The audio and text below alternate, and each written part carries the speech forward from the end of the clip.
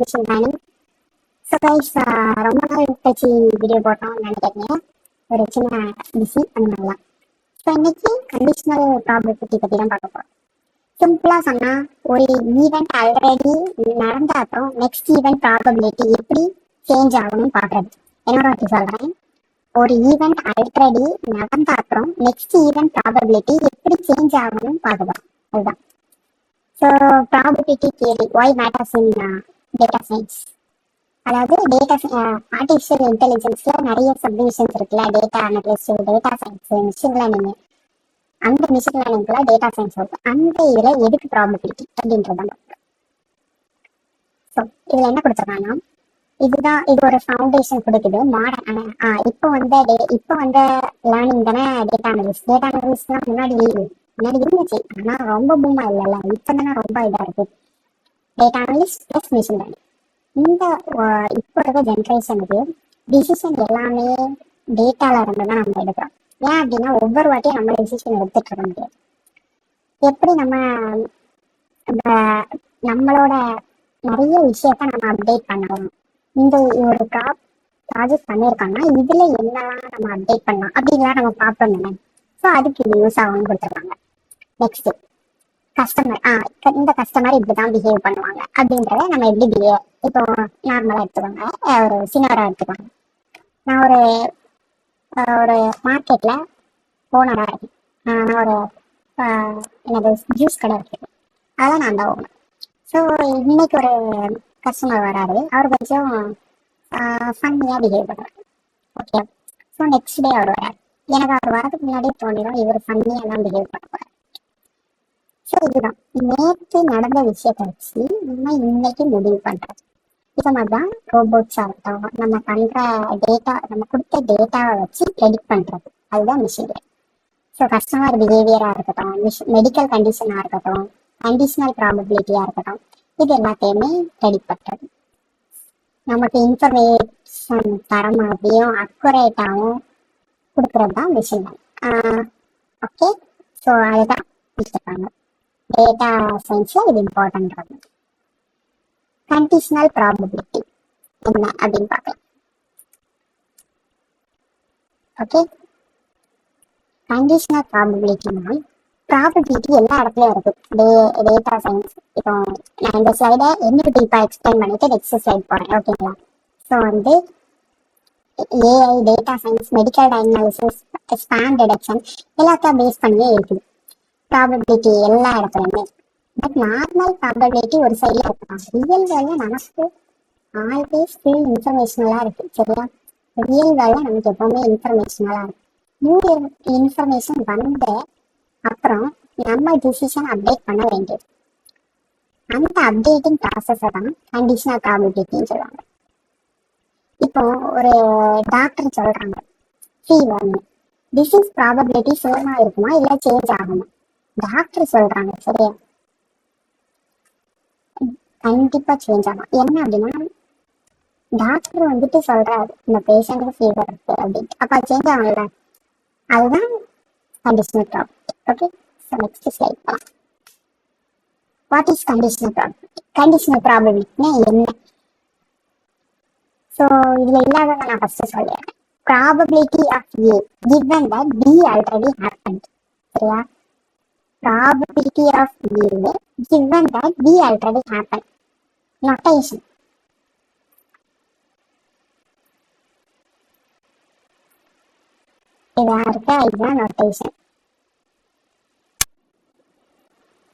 இதுதான் notation. சரியா?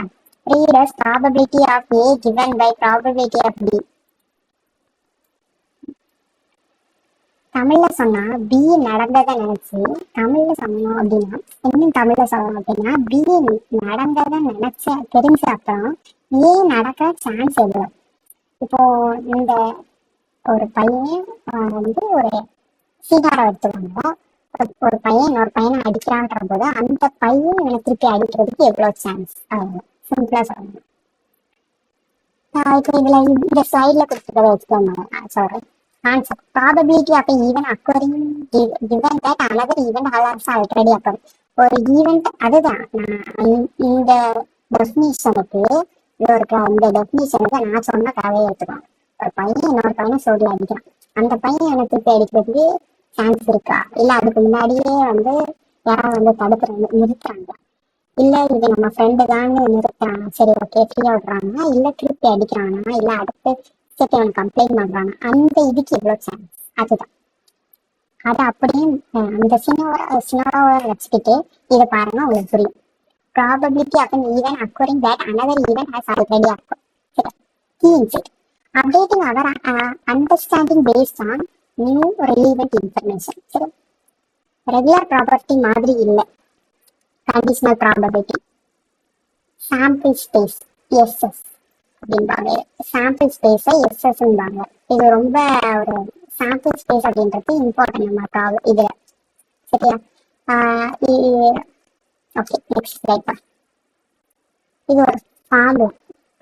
ஆக்சுவலாக நான் இதை ப்ராக்டிக்கலாக எக்ஸ்பிளைன் பண்ணணும், அப்போதான் உங்களுக்கு புரியும். பட் எந்த ஒரு வியூஸும் இல்லாதனால நான் தியரிட்டிக்கலாகவே எடுத்துறேன் கைஸ். ஏன்னா நான் இவ்வளோ ரிஸ்க் எடுத்து பண்ணுறேன். ஆனால் நீங்கள் எந்த ஒரு ரெஸ்பான்சிபிலிட்டி, எனக்கு காலேஜ் இருக்கு, பிஸ்னஸ் மெயின்டைன் பண்ண, மல்டிமேக்ஸ் இருக்கு, எல்லாத்தையும் நான் பார்த்து இந்த யூடியூப் சேனலையும் நான் பார்க்குறேன். சரிங்களா?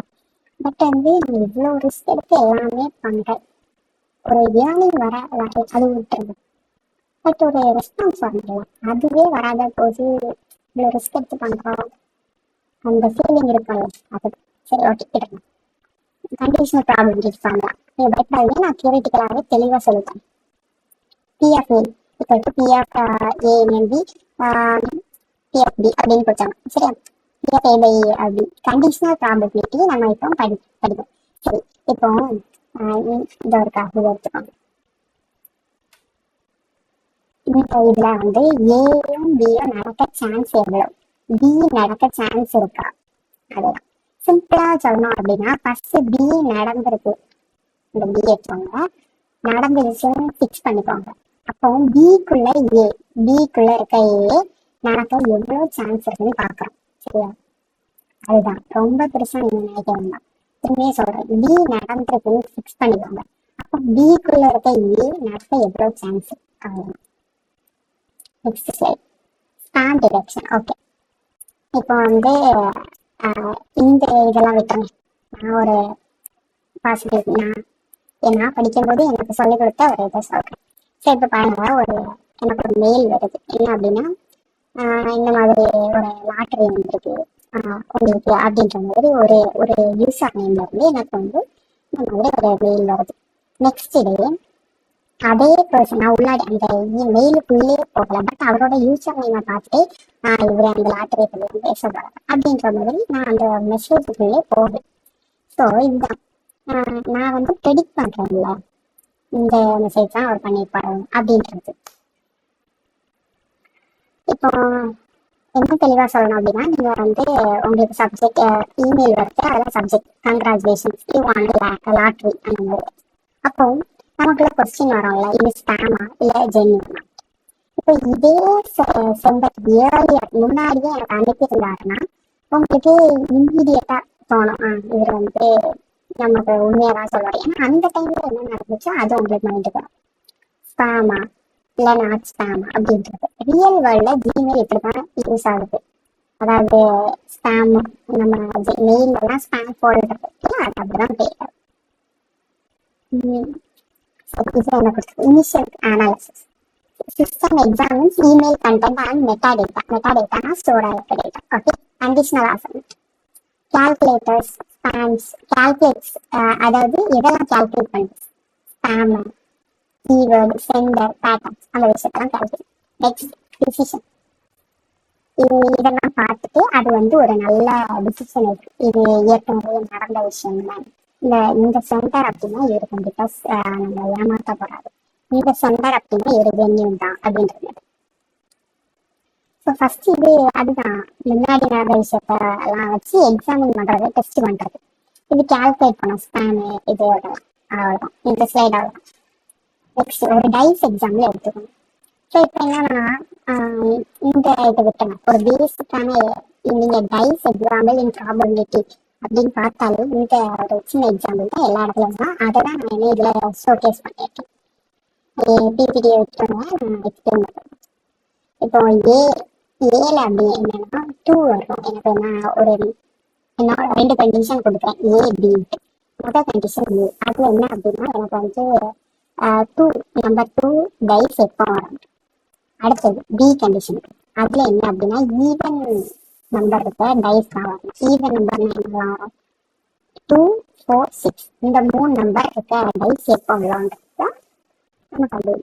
சரி, இப்போ டைஸ் நம்பர் வந்து 1, 2, 3, 4, 5, 6 அதான் கொடுத்துருவோம் sample space.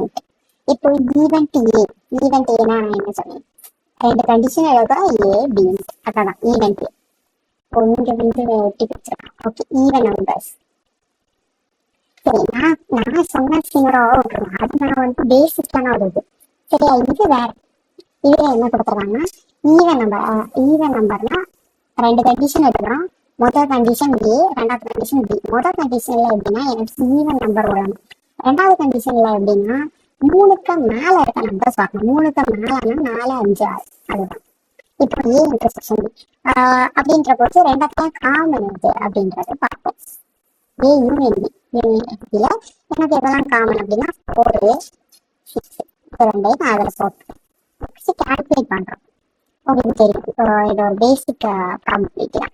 A by B equal to A union B, A intersection B by A by AB, sorry, A intersection B bar B by B அப்படின்றத கொடுத்துருக்கோம். நமக்கு இதோட வேல்யூ என்னன்னு தெரியும், ஸோ அதெல்லாம் போட்டிருக்கோம். நெக்ஸ்ட் இதோட வேல்யூ என்னன்றது தெரியும், அதை போட்டிருக்கோம். ஸோ கடைசியில் கிடைச்ச வேல்யூவை நம்ம இதில் போட்டிருக்கோம். இப்போ என்னன்னா நமக்கு வந்து இதுதான் சொல்லிட்டு இருக்கும். இப்போ இது ஜஸ்ட் ஒரு இமேஜினேஷன் தான், இது என்ன ஆனாலும் நடக்கும். இது கூட சில டைம் நமக்கு ஆன்சர் ஆகலாம். ஸோ தான் இப்படி வந்த நம்ம டைஸை ரோல் பண்ணி தேட்டரை நம்ம த்ரீக்கு நல்லா வந்தனால நமக்கு இதுதான் answer. Okay, next. Okay, so என்னன்னா வென் டயக்ராம் அப்படின்ட்டு இது ஜஸ்ட் ஒரு சிம்பிள் தான். இதை பார்த்தோன்னா உங்களுக்கு மேபி புரியாம இருக்கலாம், நான் வரைஞ்சு பண்ணிக்கிறேன். இது ஒரு ரவுண்டா அசியூம் பண்ணிக்கோங்க. என்னோட ரவுண்டு கொஞ்சம் காமெடியா இருக்கு.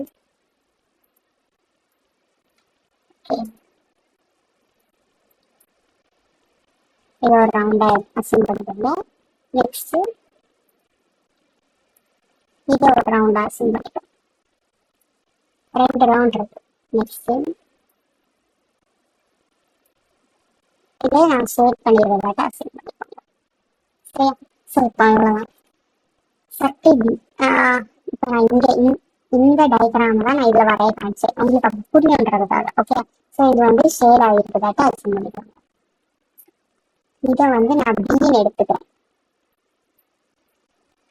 நெக்ஸ்ட் இதை வந்து நான் ஏன்னு எடுத்துக்கிறேன்.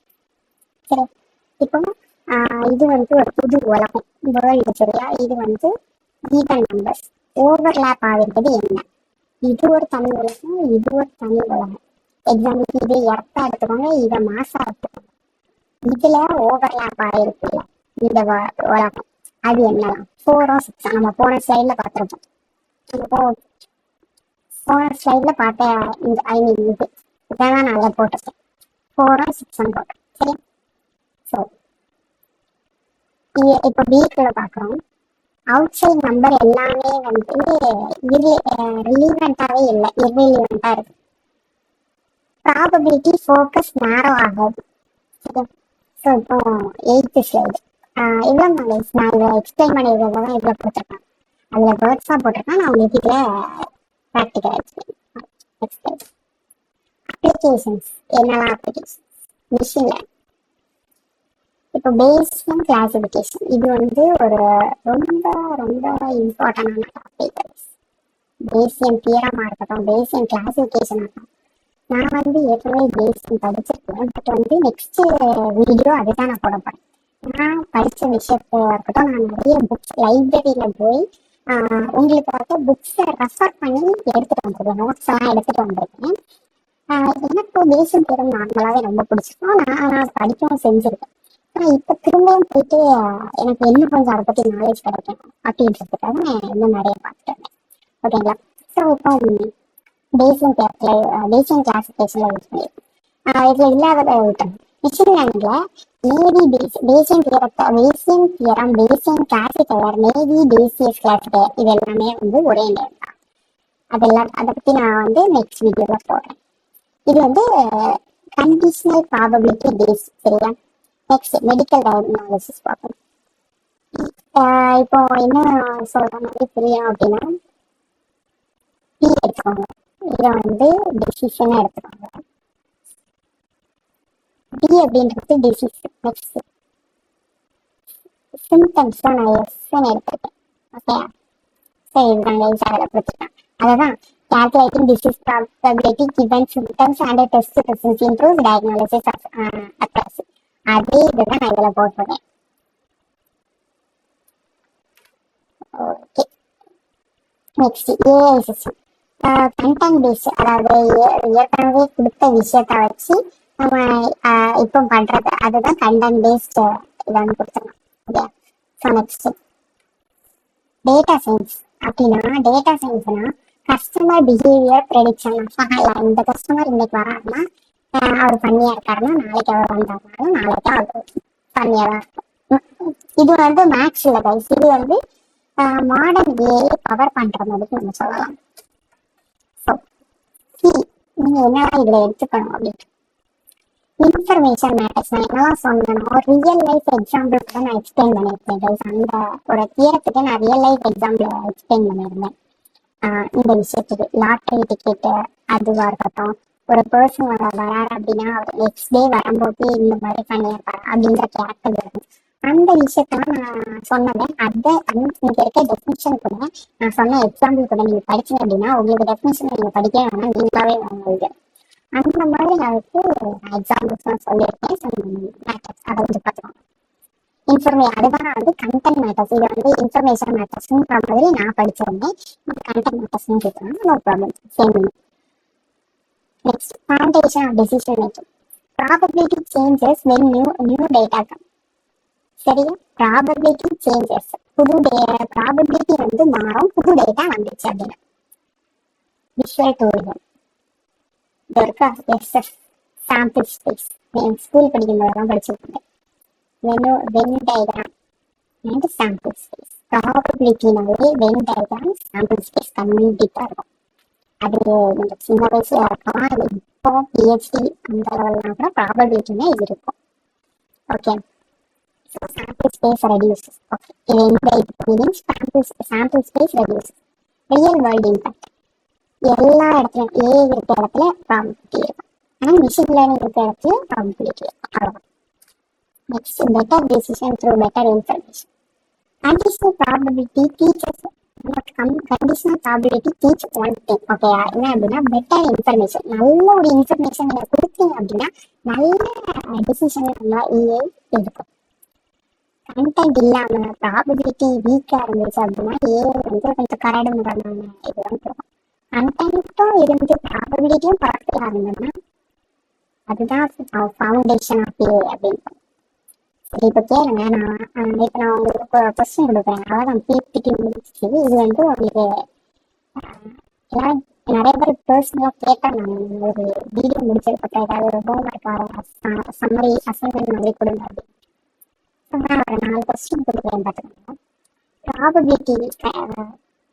ப்ராபபிலிட்டிக்கும் கண்டிஷனல் ப்ராபபிலிட்டிக்கும் என்ன வித்தியாசம் அப்படின்றது உங்களோட முதல் கொஸ்டின். நெக்ஸ்ட், சாம்பிள் ஸ்பேஸ் எதுனால குறையுது? ரியல் வேர்ல்ட் எக்ஸாம்பிள் என்னவா? என்ன கொஸ்டின்? இஃப் பி எழுதி காணிக்கிறேன்.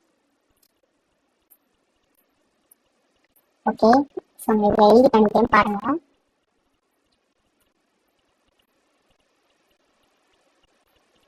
ஆக்சுவலாக என்னோட நார்மல் ஹேண்ட் ரைட்டிங் இவ்வளோ கேவலமாக இருக்காது, பட் இது மவுஸை வச்சு ட்ராக் பண்ணி போடுறதுனால இப்படி ஒரு கேவலமான ஹேண்ட் ரைட்டிங்காக இருக்கு. எனக்கு ஹேண்ட் ரைட்டிங்கை போடுறது என்னடா என்ற மாதிரி இருக்கு. நம்மகிட்ட லைட்டாக அட்ஜஸ்ட் பண்ணிக்கோங்க.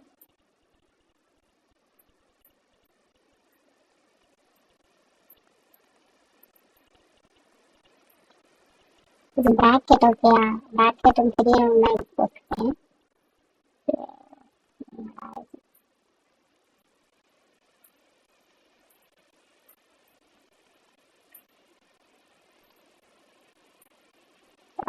இப்போ என்னன்னா பி ஆஃப் ஏயும் இதுவும் சேமா அப்படின்ட்டு இதுவும் இதுவும்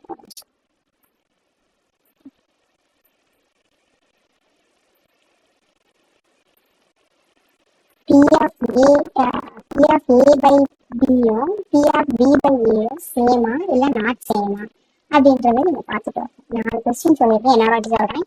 ப்ராபபிலிட்டியும் கண்டிஷனல் ப்ராபபிலிட்டிக்கும் என்ன டிஃபரன்ஸ், சாம்பிள் ஸ்பேஸ் எதனால குறையுது, ரியல் வேர்ல்டு எக்ஸாம்பிள் கொடுங்க கண்டிஷனல் ப்ராபபிலிட்டி. அடுத்த P of A by Bயும் B by Aயும் சேமா அப்படின்னு. அவ்வளோ வீடியோ முடிச்சு. நெக்ஸ்ட் வீடியோ உங்களுக்கு பேசியனாக தான் இருக்கும். ஓகே.